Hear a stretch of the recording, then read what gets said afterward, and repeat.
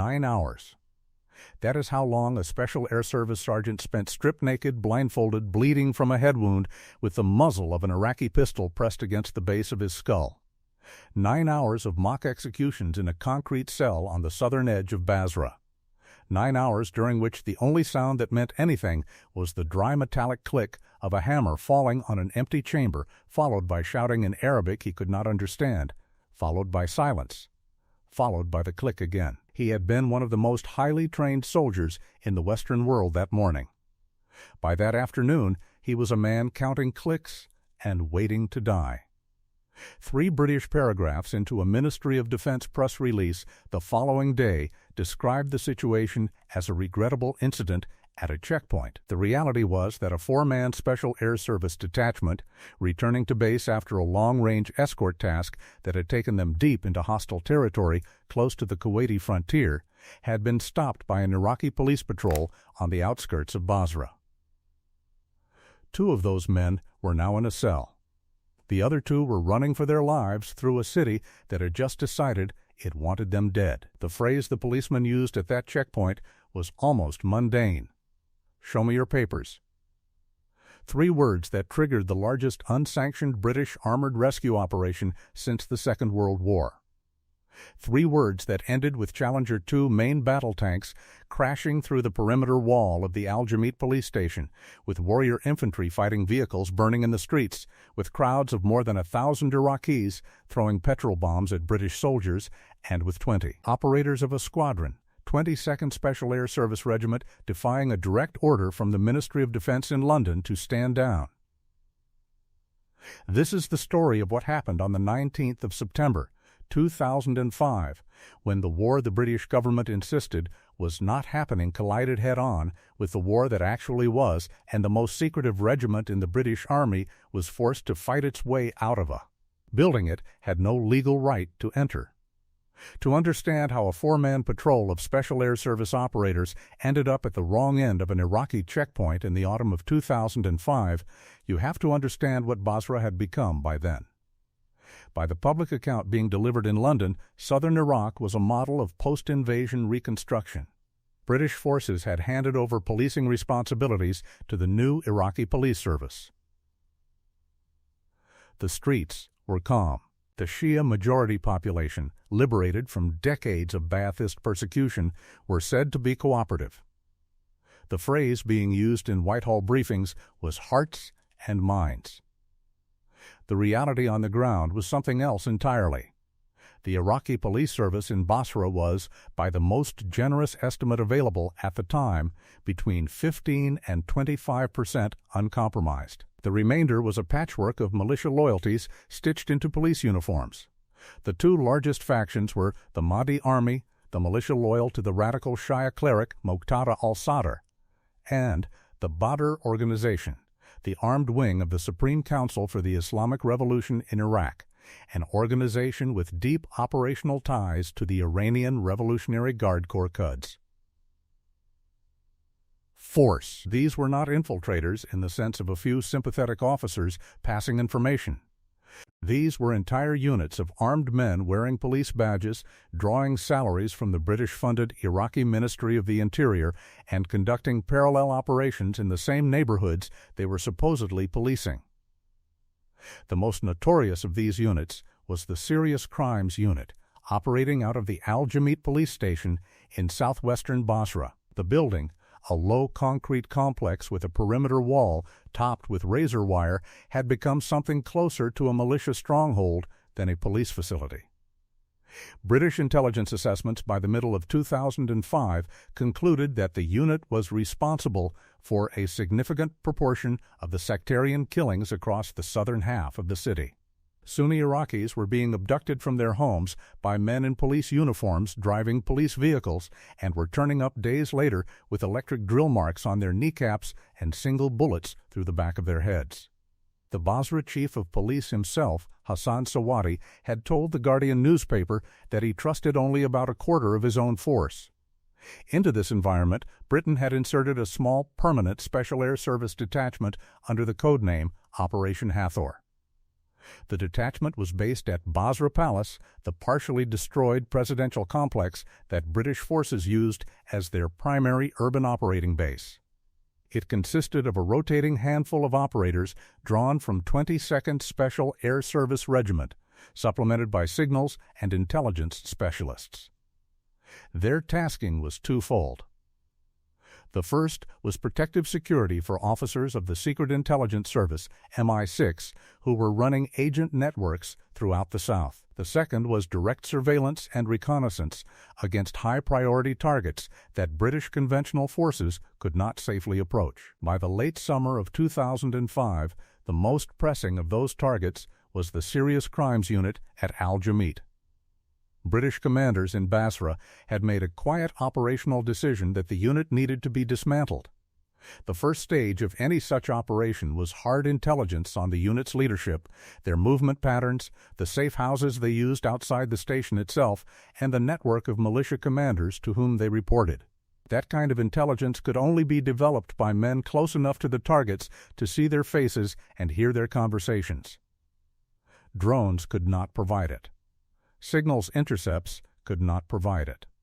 The only available tool was a four-man detachment from Hatheror moving through Basra in civilian clothes, in unmarked civilian vehicles, indistinguishable from any of the 400,000 other men working in that city on any given afternoon. The lead operator for the patrol was a sergeant named Colin McLaughlin.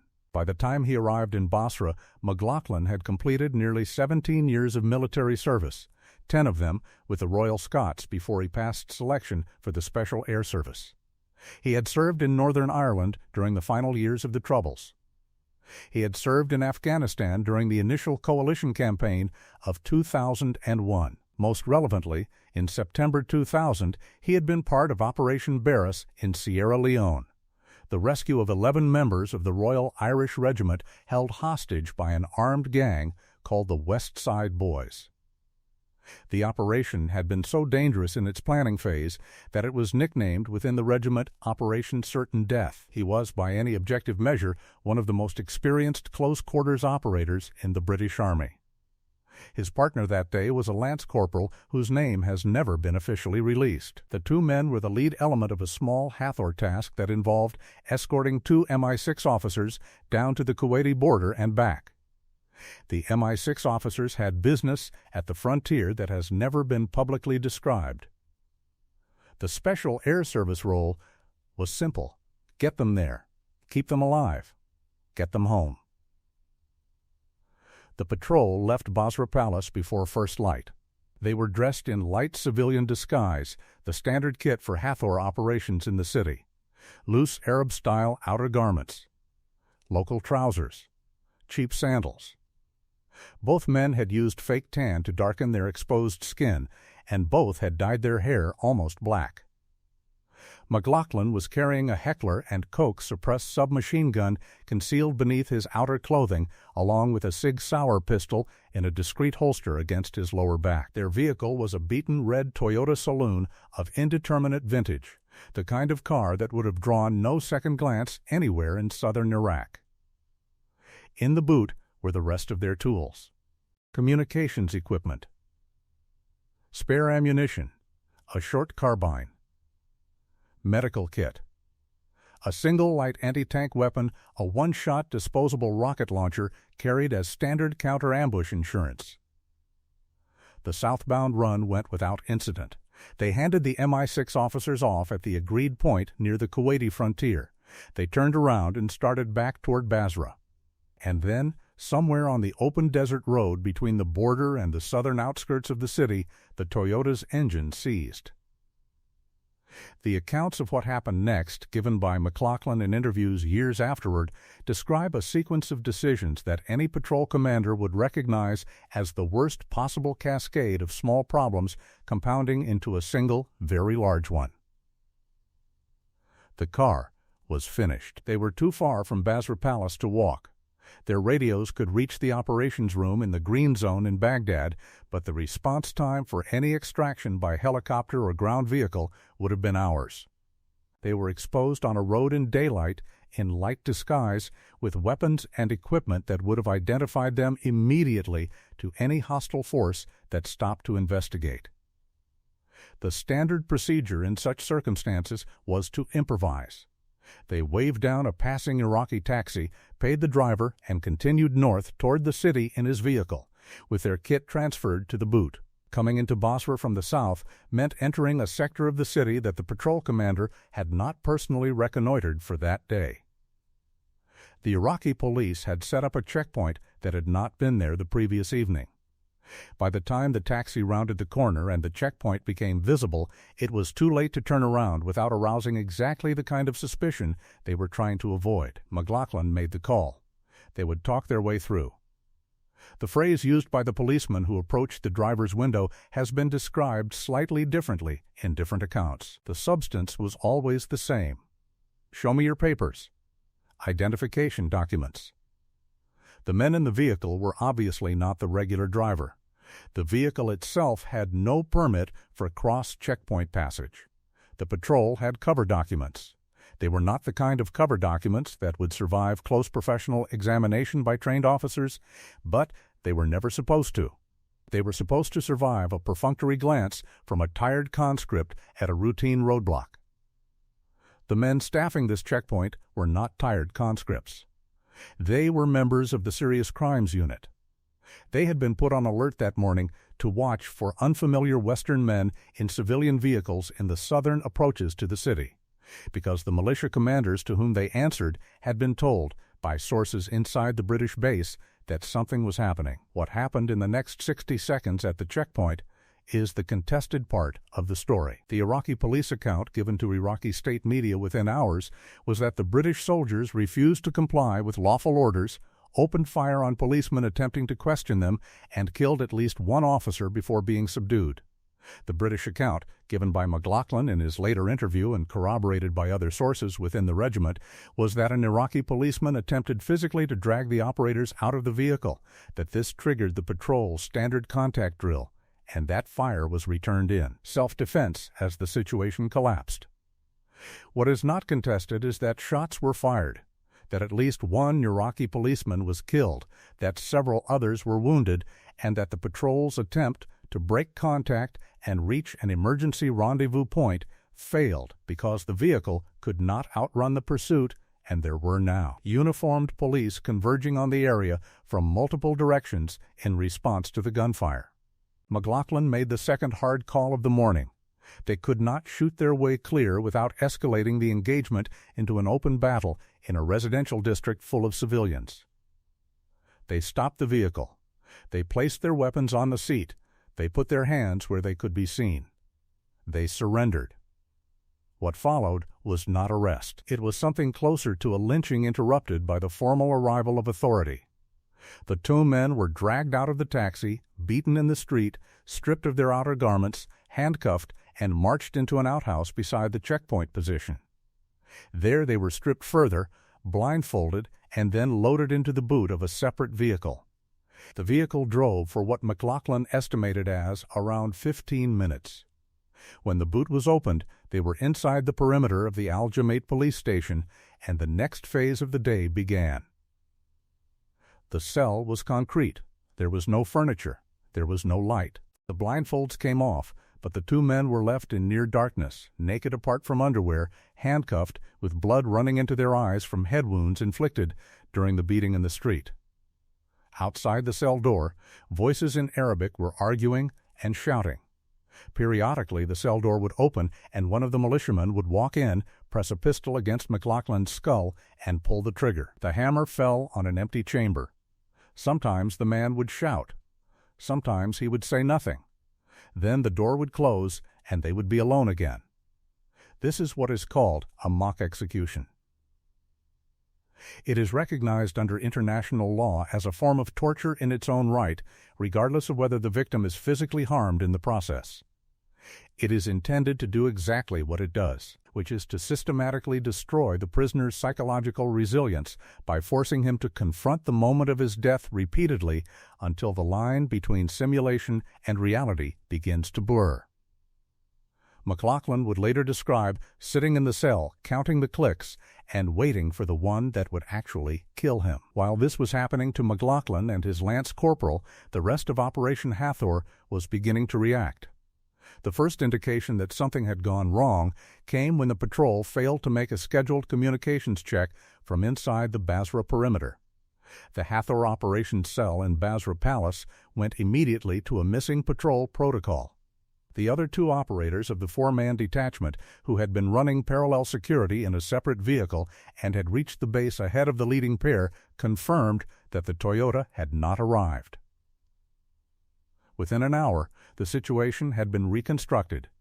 There had been a checkpoint incident. Iraqi state media was already broadcasting footage of two beaten and handcuffed men. The Iraqi police were claiming they had captured Egyptian terrorists. The footage being broadcast was the first concrete proof that the captured men were the missing operators. The lance corporal's face was clearly visible in the early frames. So was McLaughlin's.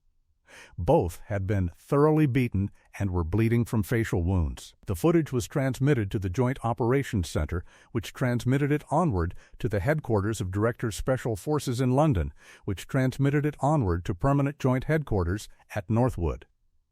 By midday London time, the Ministry of Defense knew that two members of 22nd Special Air Service Regiment were in militia hands inside an Iraqi police station in Basra, and that the Iraqi police were actively branding them as foreign terrorists rather than coalition military personnel. That last detail mattered enormously. Foreign terrorists, in the language being used by the Mahdi Army that summer, was a category that did not get returned. It was a category that got executed on camera for propaganda distribution.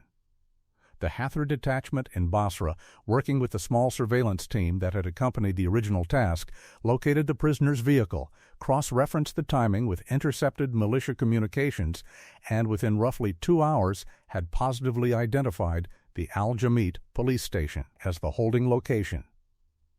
They observed the perimeter. They identified the cell block. A Royal Air Force Lynx helicopter was vectored overhead to provide a top-down feed. A Predator unmanned aerial vehicle was retasked from another mission to maintain continuous surveillance. By the middle of the afternoon, the building was under unbroken observation by every airborne and electronic asset the British had in theater. In Baghdad, 20 operators of a squadron, 22nd Special Air Service Regiment, were being marshaled. They were drawn from Task Force Black, the larger British Special Operations element working alongside American Joint Special Operations Command in the Central Provinces. With them was a platoon of paratroopers from the Special Forces Support Group, the dedicated support unit raised the previous year specifically to provide cordon, reserve, and assault augmentation for Special Air Service and Special Boat Service operations.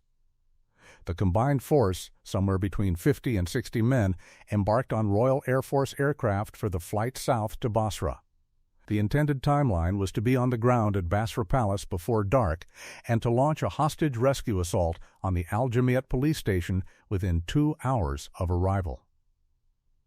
Then, the orders changed. The British government's position, transmitted through the Ministry of Defense and down through Permanent Joint Headquarters, was that the rescue assault on the police station was not authorized. The reasoning given in subsequent accounts was a combination of diplomatic and operational concerns. An armored assault on an Iraqi government facility risked igniting a much larger confrontation with the Iraqi authorities at the precise moment the British government was insisting that the country was on a path to stable self-governance. Civilian casualties were considered likely. The political consequences in London, where opposition to the war was already corrosive, would be severe. The order issued to the senior officer commanding the Special Air Service element in Basra was direct. Stand down. Continue to negotiate. Do not assault the building. The senior officer, whose name remains classified to this day, refused to transmit that order down to his assault troop. By later accounts that have surfaced through Daily Mail reporting and subsequent books on the period, several senior British Special Forces commanders threatened collective resignation if the rescue was not authorized. They believed, with reason, that their men would be dead within hours if they were not extracted. The hostage video being broadcast was being prepared in the standard format of a militia execution announcement. The mock executions in the cell were not an isolated cruelty. They were a rehearsal. While this argument was being conducted between Basra, Northwood, and Whitehall, the British conventional military presence in the city attempted the official solution. Members of No. 2 Company, 1st Battalion Coldstream Guards, supported by warrior infantry fighting vehicles from the Staffordshire Regiment, were dispatched to the Al Jamiat station. 2 staff officers from 12th Mechanist Brigade Headquarters were sent into the station itself with a written ultimatum demanding the immediate release of the 2 captured men. The 2 staff officers were taken hostage on entering the building.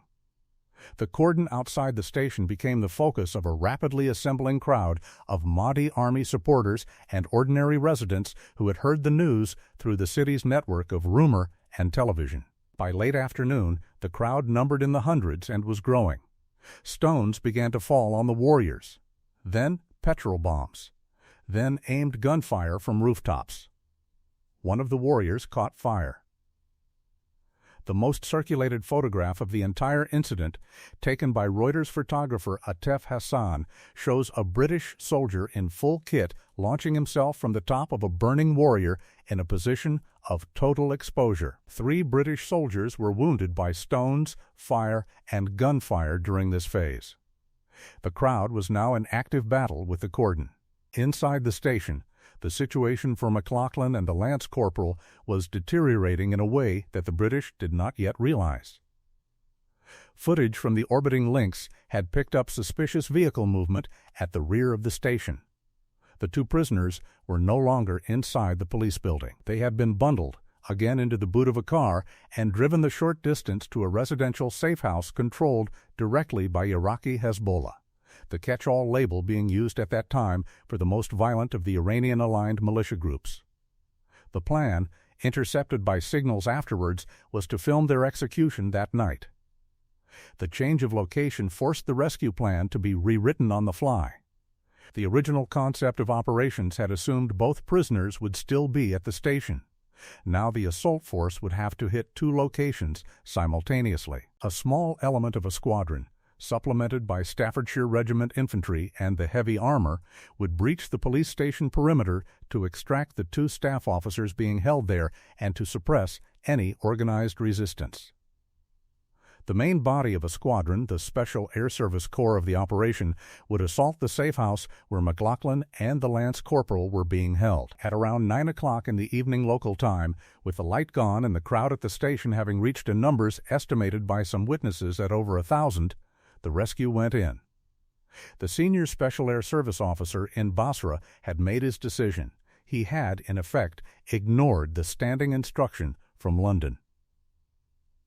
The court-martial implications would be addressed later. His men would not be filmed dying on the internet on his watch. The breach of the police station was conducted with overwhelming armored force. Challenger 2 main battle tanks of the Royal Scots Dragoon Guards, each weighing approximately 62 tons, drove directly through sections of the perimeter wall. Warrior infantry fighting vehicles followed through the breach. The dismounted infantry, with the small Special Air Service element attached, cleared into the station compound. The 2 staff officers being held were located and extracted. Reports from inside the station after the event indicated that the chaos of the assault allowed approximately 150 Iraqi prisoners to escape through the destroyed walls and out into the city. The Ministry of Defense would later state that the breach was the only available method of preventing the death of British personnel. The simultaneous assault on the safe house was conducted by the main body of a squadron in the manner that had become routine for the regiment in Iraq. The breach was explosive. The clearance was room by room. The team encountered no resistance. Inside a locked-back room, they found the 2 captured operators. McLaughlin would later describe the moment of recognition. He had heard a British voice in the corridor outside, a Royal Military Police officer who had managed to enter the building during the confusion. He had shouted that he was a British soldier. His captors had jumped on him to silence him. Moments later, there were British boots in the room, and the cuffs were being cut. The total elapsed time from the original checkpoint stop to the rescue of the two prisoners was somewhere between 9 and 10 hours. The lance corporal had a deep laceration across his scalp and significant bruising to his torso and arms. McLaughlin was in similar condition, with the additional psychological consequence of multiple mock executions. Both were medically evacuated to Basra Palace, then to the British military hospital, then onward out of theater. Within 24 hours, the official British position was that no such rescue had taken place at all. The Ministry of Defense initially denied that British forces had stormed the police station. That denial held for less than a day.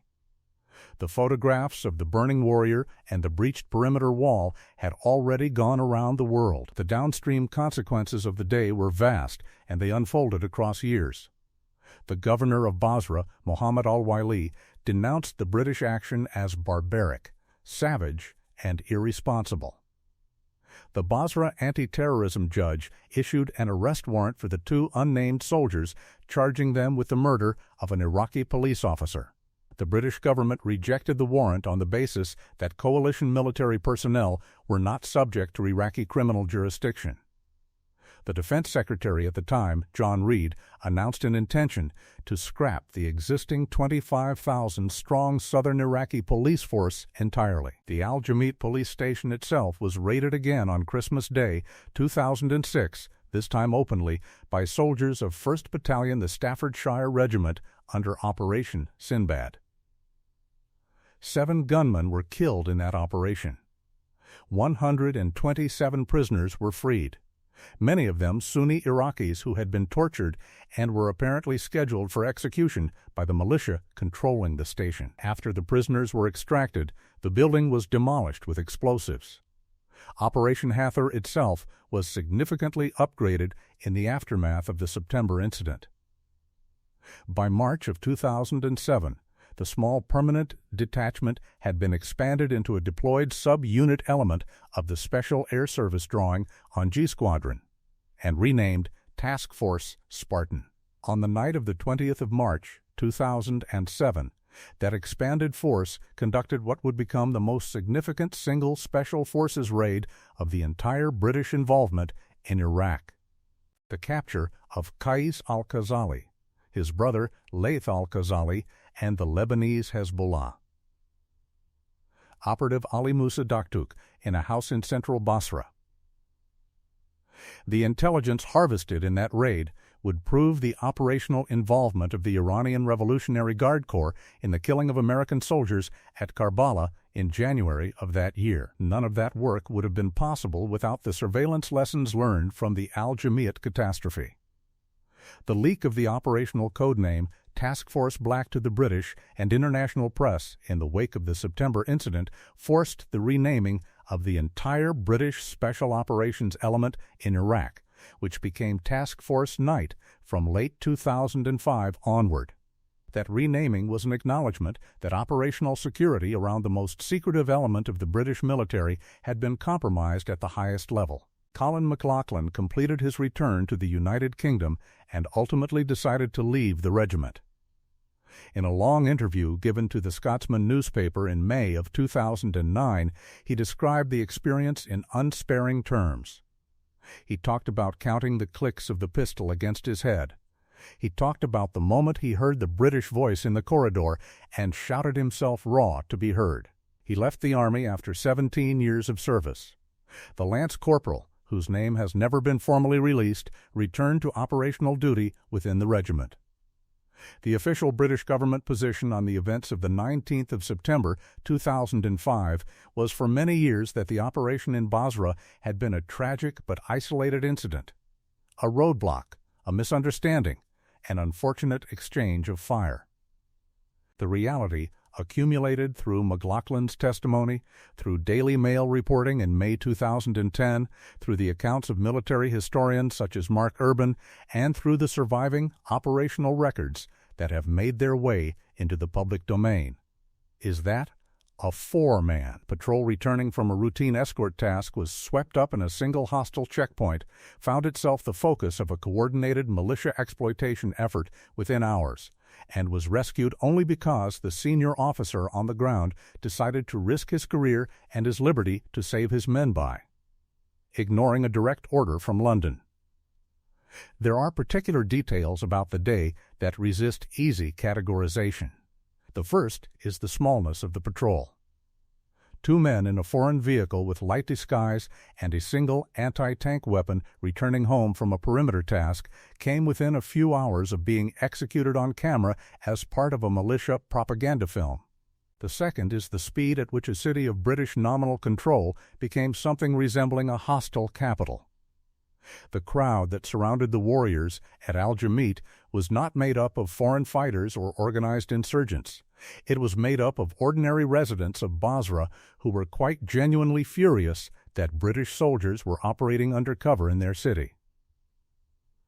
The third is the response. The largest unsanctioned British armored assault since the end of the Second World War was conducted by men who knew they were potentially ending their own careers by conducting it. The lesson the regiment drew from the day was not one that translates well into press releases. It was that the entire architecture of the British presence in southern Iraq, the policy of trusting the new Iraqi security forces, of taking a softly approach in contrast to American methods further north, was based on a fiction. The fiction was that the militias and the Iraqi police were separable entities. They were not separable. They were the same people. The Special Air Service had known that for many months. The day at Al-Jameet made it impossible for the rest of the British government to continue pretending otherwise. There is a final element to the story that operates at the level of regimental history rather than government policy. The 22nd Special Air Service Regiment was raised in its modern form in 1947. From that day to the present, no member of the regiment has ever been left behind alive in the hands of an enemy when his comrades had any means of reaching him. That principle runs back through the wartime Special Air Service of David Stirling and Paddy Mayne in the Western Desert, through Malaya and Borneo and Oman, through the long, bloody decades of Northern Ireland, through Sierra Leone and Afghanistan. It is not written down in any field manual. It does not need to be. It is understood by every man who completes selection on the break-in beacons and is given the beige beret with the winged dagger badge. The contract is straightforward. You go where you are sent. You do what you are asked. You do not look for praise, and you accept that for the rest of your life you will be unable to talk about most of what you have done. In exchange, your regiment will come for you if you fall. Whatever it takes. Whatever the political consequences, whatever the orders from London say, they will come. On the 19th of September, 2005, on the southern edge of a city that the British government insisted was peaceful, in a cell inside a police station that the British government insisted was friendly, two men sat in their underwear in the dark, bleeding, with pistols pressed against their heads, and they waited. They waited because they had been given the contract, and they understood that the other side of it was being honored. They were right to wait. The contract held. The regiment came. The walls came down. The locked door at the back of the safe house was opened from the outside by men who had flown the length of Iraq that afternoon to get there. The phrase used at the checkpoint that morning had been, "Show me your papers." By 9 o'clock in the evening, the answer had been given. The papers were Challenger main battle tanks. The papers were warrior fighting vehicles burning in the streets. The papers were 20 operators of A Squadron ignoring direct orders from the most senior levels of their own government, going through a wall in the dark to bring their two friends home. The cost of the day was real. 2 operators psychologically scarred. 3 British soldiers wounded in the cordon. 2 civilians killed in the riot outside. The complete collapse of the British government's claim that Basra was a model of post-invasion governance. The accelerated unraveling of British control in the south, which would culminate in the withdrawal from Basra Palace less than 2 years later. But the men came home. They came home that night. They did not come home the next week as bodies in a militia execution video.